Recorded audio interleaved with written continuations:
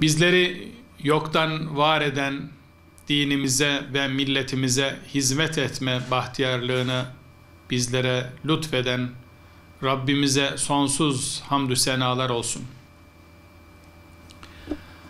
Başta Efendimiz Hazreti Muhammed Mustafa olmak üzere bizlere hakkı, hakikati, kardeşliği anlatan Allah'ın bütün kutlu elçilerine sonsuz salat ve selam olsun.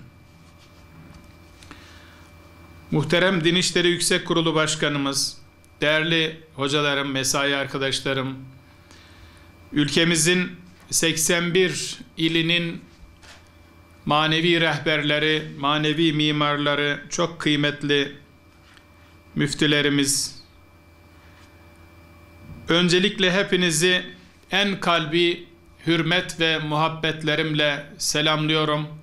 Esselamu aleyküm ve rahmetullahi ve berekatüh. Yüce Rabbimiz bu buluşmamızı hayırlara vesile eylesin, faydalı eylesin. Sözlerimin başında bu gece Edirne müftülüğümüzde çıkan yangın sebebiyle müftülük binamızın tamamen yandığını öğrendik. Üzüldük. Cenab-ı Hak başta Edirne müftümüz olmak üzere Edirne'deki tüm hocalarımıza, mensuplarımıza ve Edirneli kardeşlerimize başka kaza keder göstermesin, hiçbirimize bu tür felaketler göstermesin, geçmiş olsun diyorum. İnşallah fazla zarar ziyan olmadan bu kazayı, bu yangını atlatmış oluruz. Değerli hocalarım, salgın sürecindeki ikinci toplantımızı da online olarak gerçekleştiriyoruz. Şunu önemli ifade etmek isterim ki, şartlar ne olursa olsun, Diyanet İşleri Başkanlığı'nın mensupları hizmetlerini kesintisiz sürdürecektir. Aynı zamanda zorluklarla mücadelede sağduyu ve ferasetle milletimize öncülük ve rehberlik etmeye devam edecektir. Misyonu büyük olanların yükü zor zamanlarda daha da ağır olacaktır. Bu bilinçle salgın döneminde de yaklaşık 11 aydır büyük bir gayretle milletimize hizmet etmeye çalışıyoruz. Bizim ana gayemiz Yaradan'a itaat ve mahlukata merhamet inancını gönüllere yerleştirmektir. Tevhid ve vahdet bilincini zihinlere nakşetmektir. Bütün insanlığın dünyada huzuruna, ahirette kurtuluşuna rehberlik etmektir. Aziz hocalarım, Diyanet İşleri Başkanlığı mensupları olarak bizler yüksek bir ahlak, ideal bir toplum, güzel bir istikbal inşasına destek olmak için 3 alandaki çalışmalarımızı en ileri seviyeye getirmek zorundayız. Bu alanlar her defasında söylediğimiz gibi çocuklara, gençlere ve aileye yönelik din ve eğitim hizmetlerimizdir. Bu 3 kesime yönelik faaliyetlerimiz nesillerimize daha güzel bir dünya bırakma adına insanlık vazifemizdir.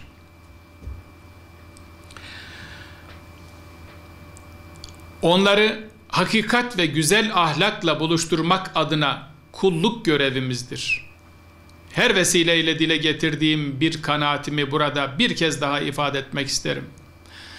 Bizim millet olarak en büyük imkan ve zenginliklerimizden birisi gençlerimizdir.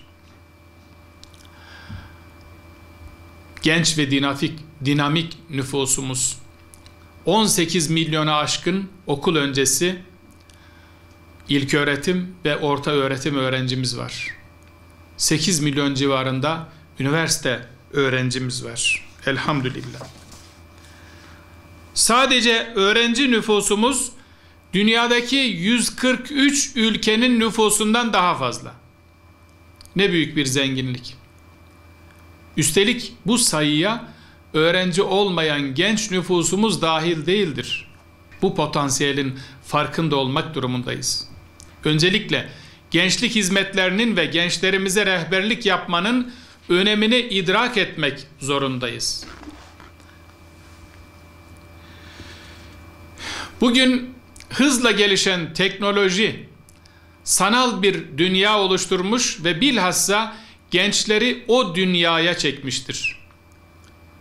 Dijital imkanlar sınırları kaldırmış, toplum içinde ve toplumlar arasındaki iletişimi ve etkileşimi yoğunlaştırmıştır. Bu sebeple kuşaklar arasında ciddi uyumsuzluklar ve çatışmaların sıklıkla yaşandığına şahit oluyoruz. Dolayısıyla yeni neslin dilini ve üslubunu anlamanın, onlarla iletişim kanalları açabilmenin, yeni bir ortak dil ve üslup oluşturmanın kaçınılmaz olduğunu ifade etmeliyim. Dahası sosyal medyayı etkin biçimde kullanan yeni kuşağın sadece dil ve üslubunun değil, düşünce tarzlarının, anlama biçimlerinin ve kendilerini ifade etme yöntemlerinin de farklılaştığını görmemiz gerekiyor. Günümüz gençliği kendilerini anlamada yetersiz kaldığımızı düşünüyor. Onların gerçeklerini, hislerini, hayallerini bilmeden tutkulu bir şekilde onlara ulaşma çabası bir fayda sağlamayacaktır. Öğüt ve nasihat içerikli ifadelerden hoşlanmıyorlar ve bu yöntem iletişim için uygun bir çare olarak görünmüyor maalesef asrımızda, zamanımızda yaşadığımız günlerde, yıllarda. Gençlerle iletişim kurabilmenin yollarını bulmakta etmeliyiz. Bizim onlara nasıl ulaşmamız gerektiğini konuşmakla beraber istedikleri takdirde onların bizi bulabilmelerini sağlayacak bir zemin oluşturmamız gerekiyor değerli hocalarım. Onların olduğu yerde, onların baktığı yerde olmalıyız. Yanlarında, yörelerinde olmalıyız. Çaresizliğe, ümitsizliğe ve atalete düşmeden yeni arayışları son derece önemsemek zorundayız.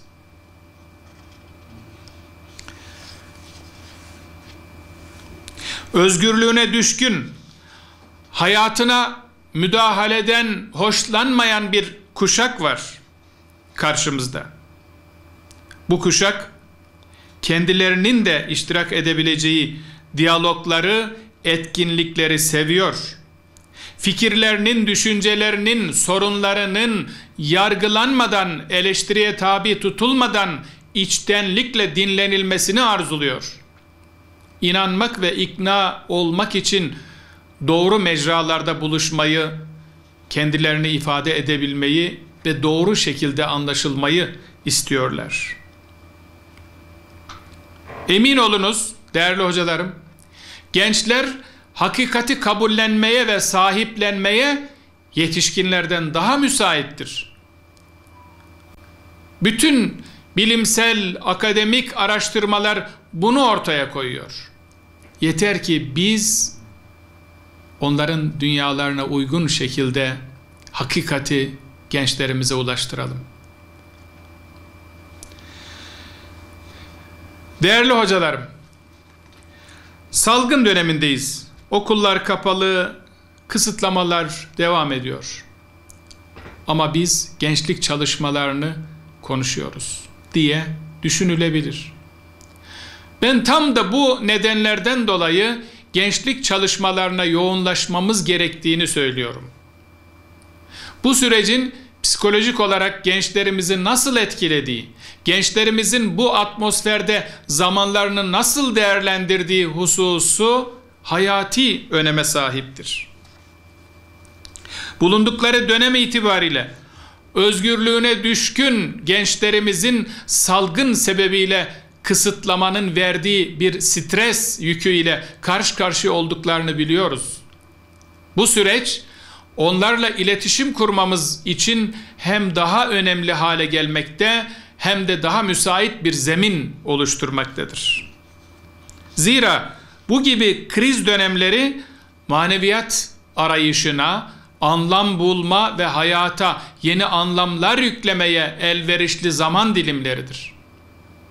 Dolayısıyla salgın şartlarında yaşadığımız bu zor zamanları gençlerimiz açısından manevi değerlerimizi yeniden inşa etmeye ve hayata daha güçlü şekilde yansıtmaya vesile kılabiliriz. Diğer yandan gençlik çalışmaları uzun vadeli düşünülmelidir. Sadece bir kerelik etkinlik, bir aylık sohbet, bir dönemlik eğitim gibi değil, her daim iletişim ve etkileşimin devam ettiği bir ortam olmalıdır. Sadece sorun yaşayanlara yönelik problem odaklı değil, adeta koruyucu hekimlik gibi ideal rehberlik anlayışıyla hareket edilmelidir. Salgın sürecinde dijital imkanların din hizmetleri ve eğitiminde etkin bir şekilde kullanılması gerektiğini daha sürecin başında konuşmuştuk. Özellikle gençlere ulaşma ve gençlik çalışmaları için dijital imkanlar son derece önemlidir. Ancak dijital platformlarda yapılan faaliyetlerin içerik ve sunum açısından çok daha büyük dikkat gerektirdiğinin altını özellikle çizmek istiyorum.